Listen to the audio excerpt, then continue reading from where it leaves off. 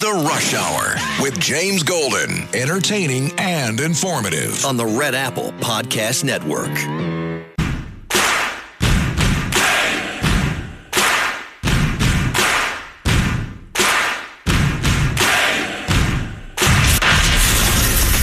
Attention Ditto Heads. Attention Bo Scouts. Goes by the pseudonym Bo Snerdley. It's time for the soul of excellence. He is a radio host here in New York. The Rush Hour is on the air. Rush.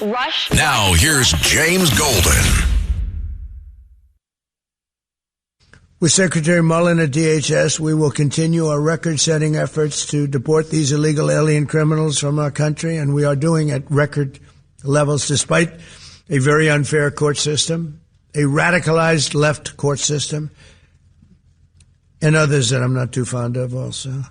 And we'll protect innocent American lives. Every single illegal migrant who is a criminal record must be deported immediately. If they have a criminal record, you got to deport them. And there's a lot that came in under Biden. And Kamala, the great border czar Kamala, who never went to the border, never called Border Patrol, never won.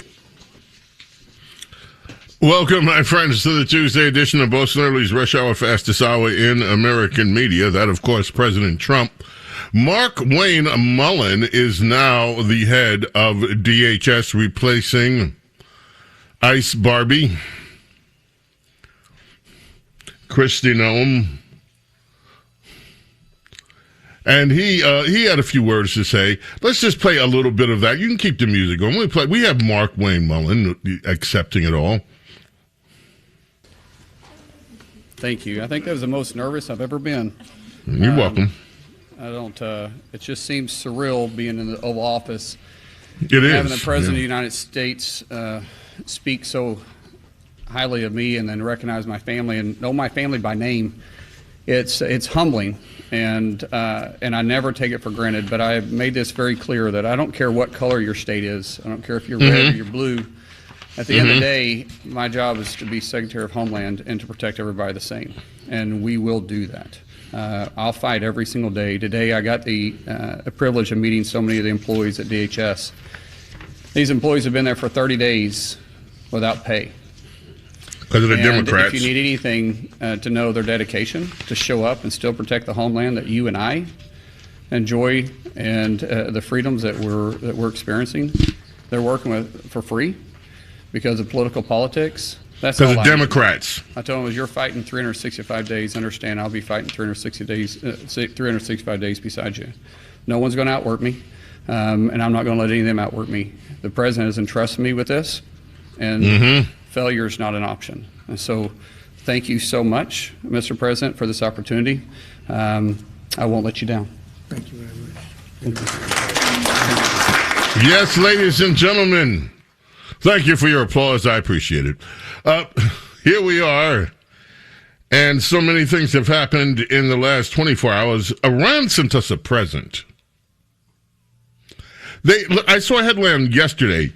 Iran promises Trump a big present. I thought it was some kind of, what are they going to do? And apparently it wasn't that kind of a present. It sounded like it could be something, nefarious. But today there's a story in the Hill. Trump says Iran gave the U.S. a very big present related to oil and gas, and that the countries look forward to a potential ceasefire.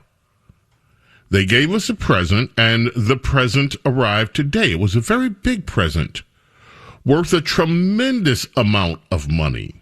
It wasn't nuclear related, it was oil and gas related. He describes it as very significant. Asked if it was related to the Strait of Hormuz, a key shipping channel. It was related to the flow and the strait. The White House did not immediately respond to a question from the Hill exactly what the gift was. Interestinger and interestinger. Meanwhile, Democrats and all over the place, they have been just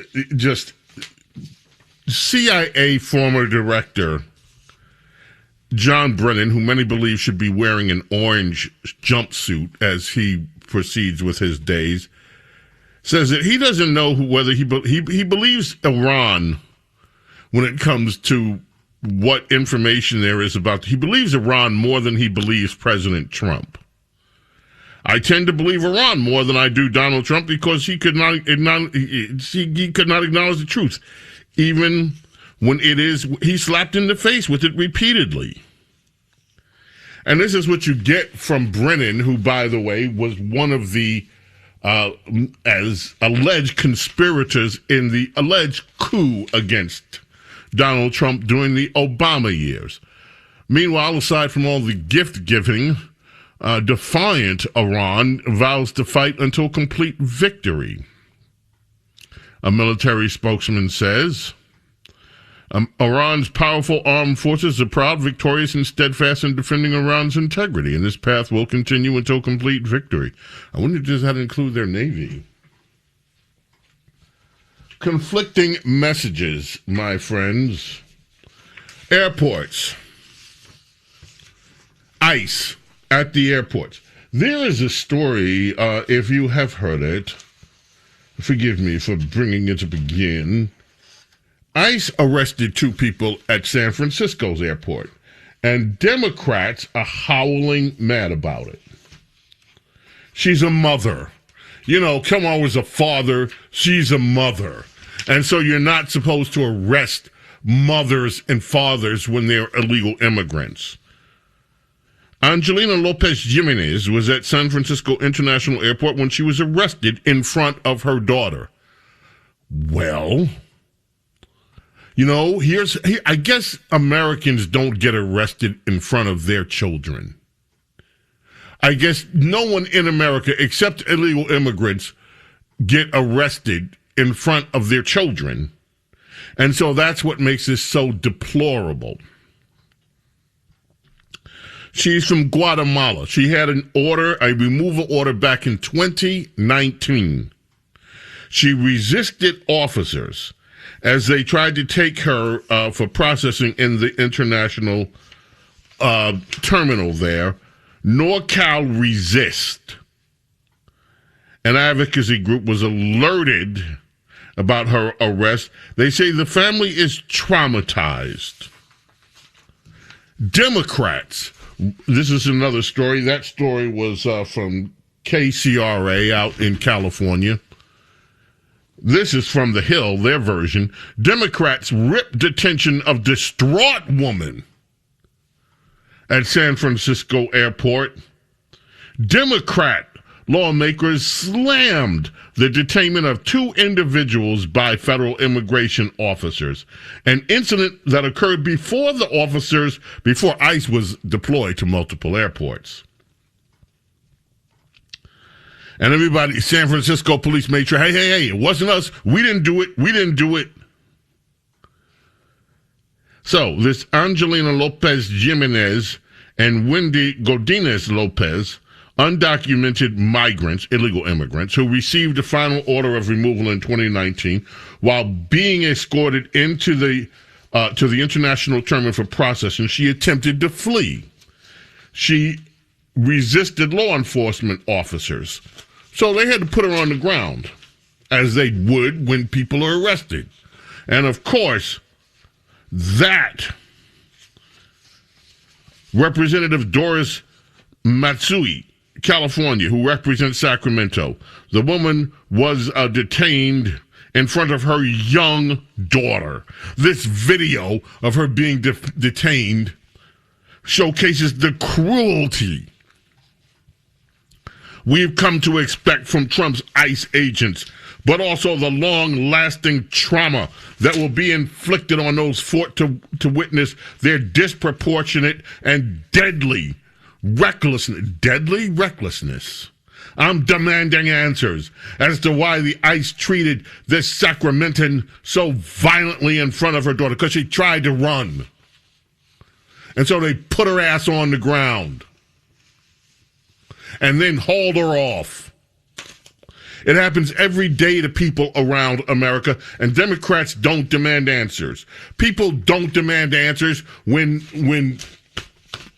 African Americans, when white folks, when non-illegal immigrants of all colors, race, creeds, genders, whatever, are arrested for criminal, people don't, I demand answers.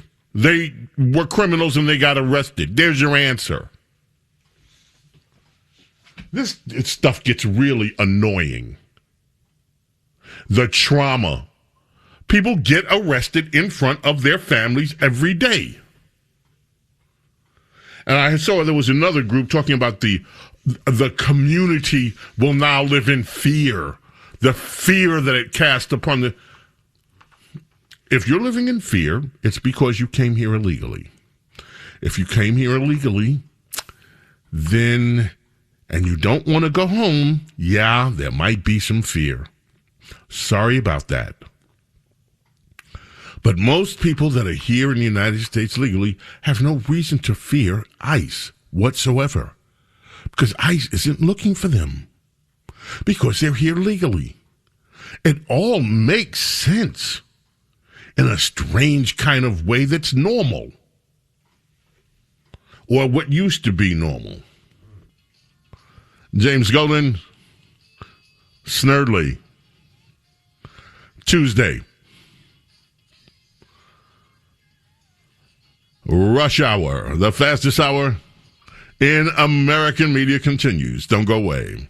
Rush. This is the Rush Hour with James Golden. Bo Snerdley.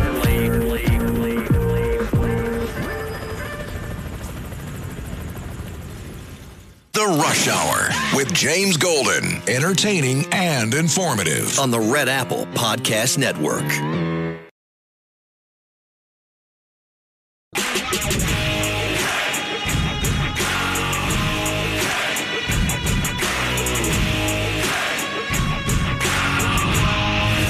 James Golden, known popularly as Bo Snerdley. This is the Rush Hour with James Golden. Rush.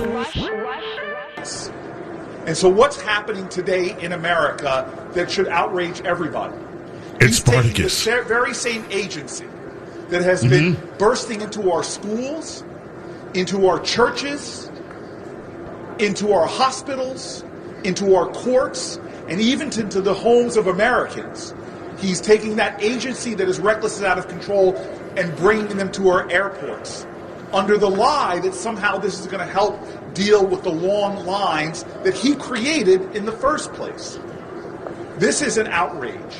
We should not have an agency that America doesn't trust, an agency that literally has seen violence against Americans, an agency that is tearing away American families, tearing apart American families, and arresting and detaining Americans, and violating due process rights and civil rights. That was Spartacus, New Jersey's drama person, Cory Booker, always trying to look for a dramatic moment. ICE is bursting into churches. No, they haven't. That is a despicable lie. No, they haven't. It's a bald-faced, despicable lie by Spartacus. It's Spartacus. And then he goes on to say that they're not going to help with the lines. Okay, cut 10. Let's check. ICE not going to help with the lines. Cut 10. When you see ICE agents, being deployed, what goes through your mind? I like it. I think Trump's doing a hell of a job. I like it. Most of the travelers we spoke with say while it's disappointing the current shutdown is having a negative impact on TSA staff, they're pleased to see ICE agents stepping in. They're protecting us. Yeah, they're doing a good job. Now, let's go to cut 8. This is Fox News. Okay, we got CNN coming up later, but we'll play that later. Fox News. He says they're not going to help with the long lines. Listen. Yes, Stuart, it is exponentially different here today than it was this time yesterday, over the weekend.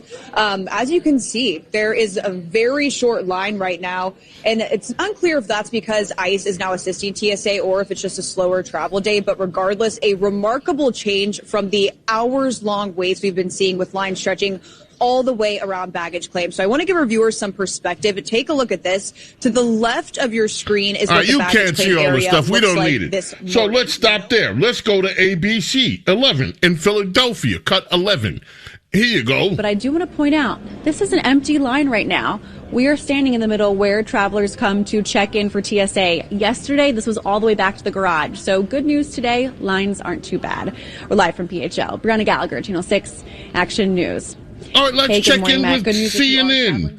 In Atlanta, Hartsfield, that's cut 9. Let's check in with CNN. Here's CNN. Well, there may be a celebration here at the airport before it's all said and done, especially for the folks who've been working nonstop, extra shifts. If you look right here, you can see this is the main checkpoint. Almost no lines, no waiting, Sarah. And it's unbelievable at this point.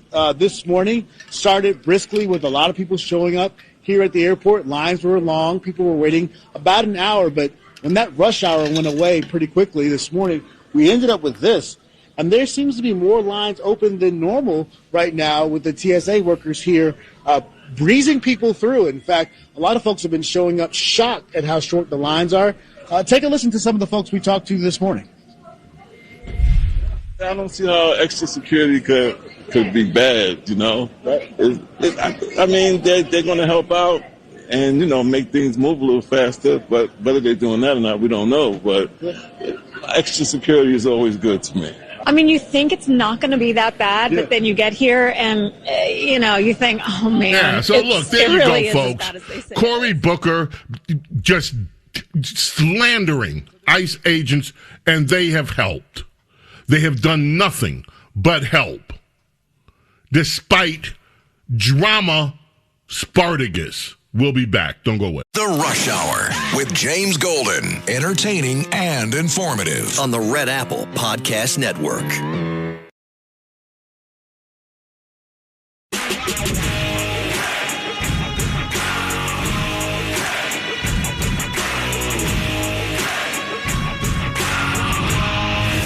James Golden, known popularly as Bo Snerdley. This is The Rush Hour with James Golden. Rush. James Golden Snerdley. Okay. So you heard Cory Booker Spartacus just with brazen lies about ICE, just slandering them with his dramatic performance. This guy always puts on he ought to just admit that his calling is Hollywood. And just go play his drama routine in movies somewhere. Because that's all we get, dramatic acting from Cory Booker. Now, speaking of dramatic acting, on PMS NBC, cut 15. Listen, it goes by very quick. Listen to old Joe. And meanwhile, Wifey Pooh is sitting next to him looking like, what the hell is he talking about? Listen to this. Not only does Mika not know where her original birth certificate is, which under the SAVE Act would get her kicked off the voters' rolls, and then she'd have to come back and re-register, and she would find out on Election Day that she could not vote. So yesterday, he made the claim that he didn't know where his birth certificate is. Today, it's Wifey Pooh that doesn't know where her birth certificate is. So I have a question I would like to ask all of you. If the host and hostette of PMS Now, whatever it is, don't know how to obtain a birth certificate, if they're not smart enough to figure out how to track down a birth certificate, why should we trust them to track down the news of the day? Because every single one of you knows, hey, if I got to call the Department of Health, call the Department of blah, blah, blah, get a birth certificate, or if you can't, then there are other avenues that you can get identification. If these two, husband and wife, host and hostette of In the Morning, prime time on PMS Now, cannot figure out how to get how to vote, then why should you trust them with delivering the news to you if they don't have that much intelligence? It's ridiculous. We talked about yesterday the death of a student in Chicago, a Loyola student who was killed by an illegal immigrant. Democrat, she's at the wrong place. One Democrat woman, she's at the wrong place. We have that, by the way. This is Chicago Alderwoman Maria Haddon. I spoke about this yesterday. Cut 14. This is what she had in relation to the death of the student at the hands of an illegal immigrant walking with her friends near the campus of Loyola. All the time, right? And they go out on the pier, they walk around. So the kids were out doing normal things people do in the neighborhood. And it sounds like this might have been a wrong place, wrong time, running into a person who had a gun. They might have startled this person at the end of the pier unintentionally. But that's. Yeah. She was in the wrong place, wrong time. Blame her. Sounds like she was in the wrong place well, Mayor Brandon Johnson was asked about it. Let's listen to this exchange. That's cut 13. This says going to continue to pray for those victims. Will you take this opportunity to apologize to Sheridan's parents for the policies that you promoted that directly caused her death? That suspect would not be in the city, would not be in the country, but for your policies. Will you take this opportunity to apologize? Well, again, I believe that we're all grieving the loss of Sheridan and other folks who have lost their lives because of senseless violence. And let's just be very clear, between the Safety Act and the Welcoming City Ordinance. The Welcoming City Ordinance was passed 40 years ago by the first black mayor in the history of Chicago. And the Safety Act was passed under the governor, that time who was a Republican, Governor Rauner. Thank you for your questions. So you will not apologize to Sheridan's parents? Hi, Mayor. No apology. You have nothing to say. Okay. Will you apologize? Your policies let the criminal... He just deflects. Just deflects. There is one Democrat. One solitary, single Democrat. One in the entire Democrat Party. One Democrat, one of the thousands and thousands and thousands of Democrats in the elected Democrats spread across the nation. There is one that is actually talking about this in a way that is both constructive, that shows cut 12. Is like, why can't we just talk about that life lost? Why can't we just acknowledge that this is a serious failure? And now it's devastating as a father. So I don't know why anybody, and that's, again, I was the lead as a Democrat for Lake and Riley, because that's why we have to require to protect America from the dangerous elements that shouldn't even be here illegally, always. Well, this person was in custody twice. 2 times. Yeah, you had 2 chances. I mean, what does that suggest to you about what ICE is trying to do in a lot of these American cities? Yeah, I mean, I think only 7 or 8 Democrats even voted for Lake and Riley. Why can't you just agree that if you're breaking the law and you're already here illegally, deport them? I just don't understand. And then tragedies, just what happened to that young woman, they are going to continue to happen. It's just, that's justice. That's beyond common sense. Why can't you just support this? Why is that unreasonable to anybody? Can you answer that? Yeah, well, I mean, I guess they're afraid of the base, or people just that it's, I'm constantly punished. Well, I think it's the right thing to. John Fetterman is unafraid to say something is wrong that's clearly wrong. Now, John Fetterman is not a Republican.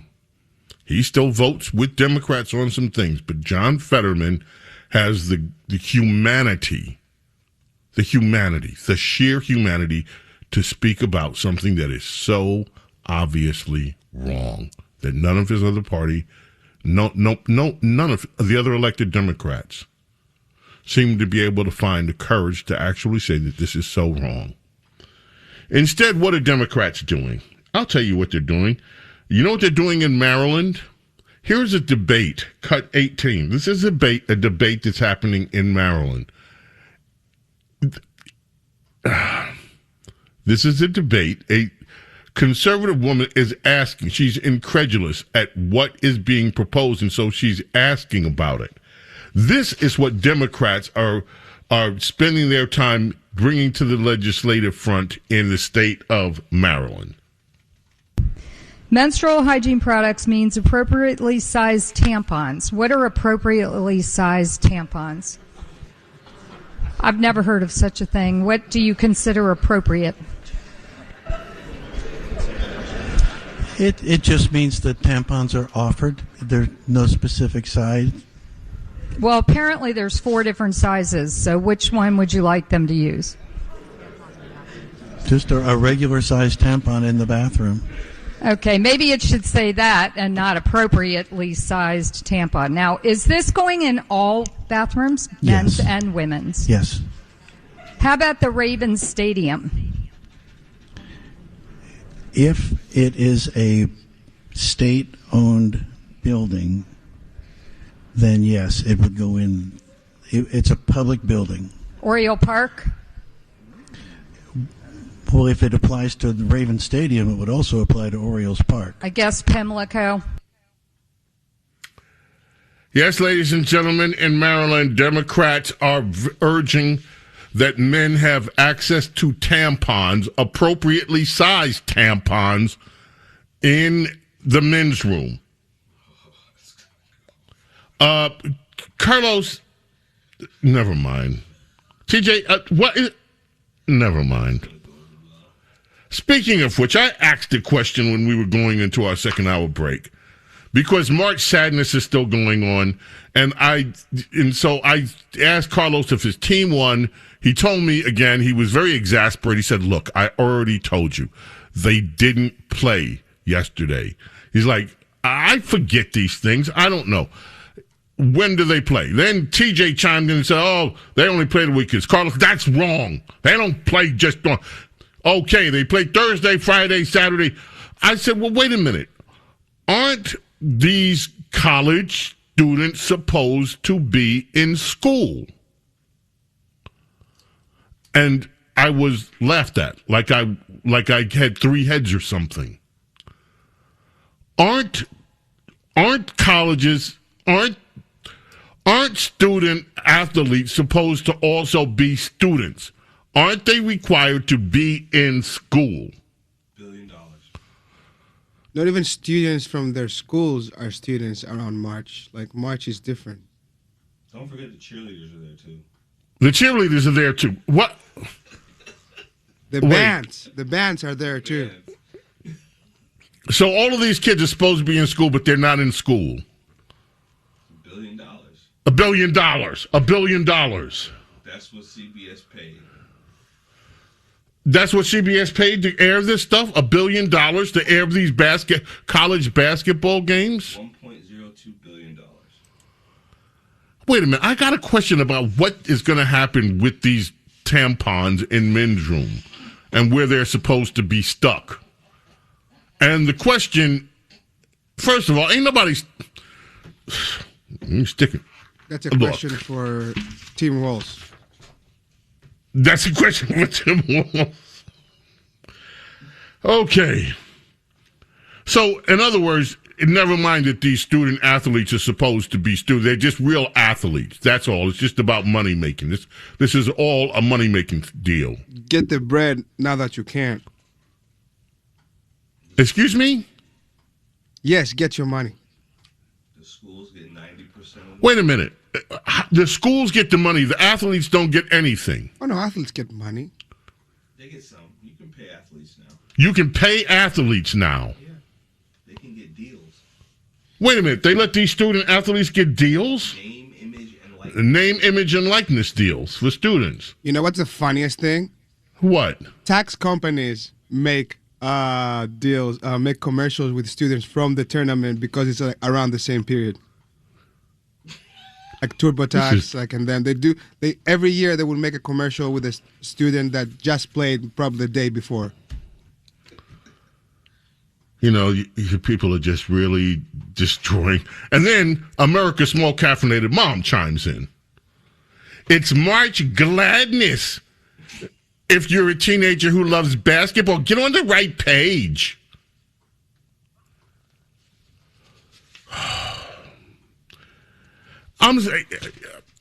When I was a teenager, I liked girls. Okay?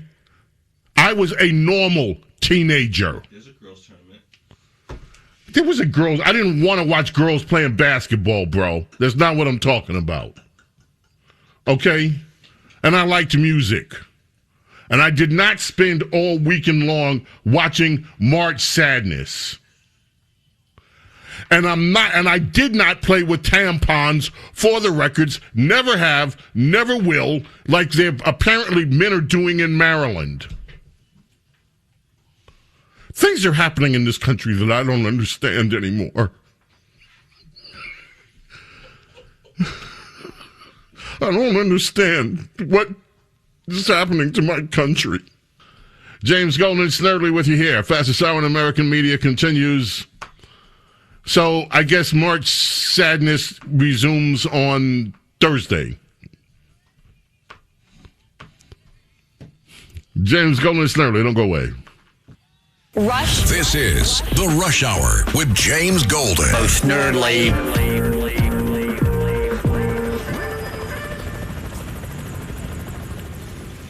The Rush Hour with James Golden. Entertaining and informative. On the Red Apple Podcast Network.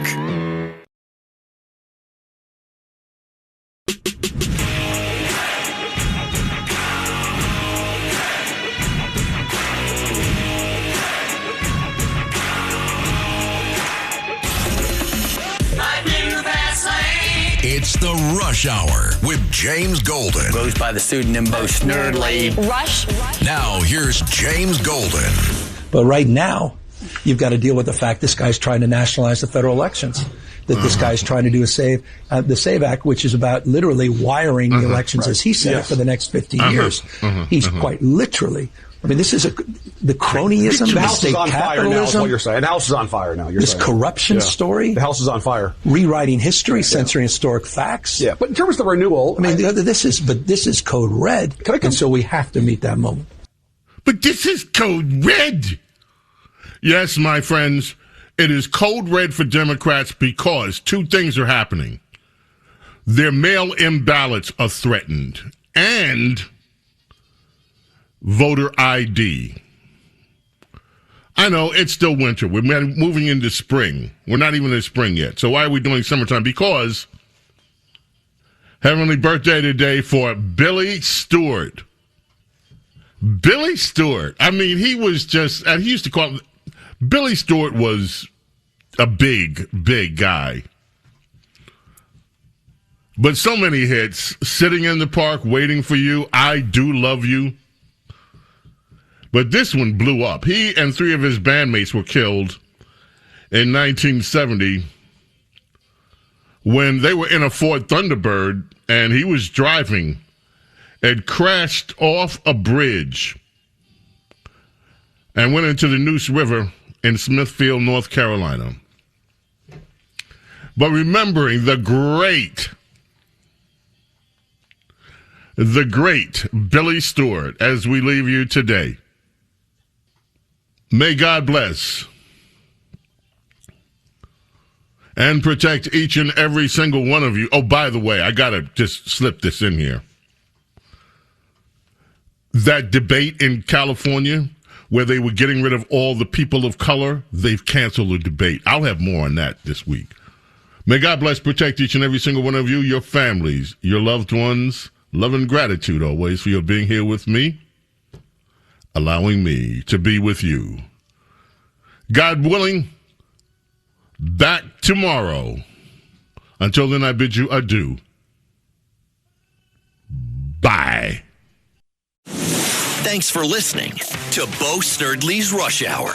You can hear Bo Snerdley's Rush Hour weekdays at 4 on 77 WABC. If you like the podcast, share it with your friends and listen anytime at WABCRadio.com and download the WABC Radio app. Hit that subscribe button on all major podcast platforms. Plus, follow WABC on social on Instagram, TikTok, Facebook, and X. See you next time for a new episode so you never have to wonder. What the heck is going on here?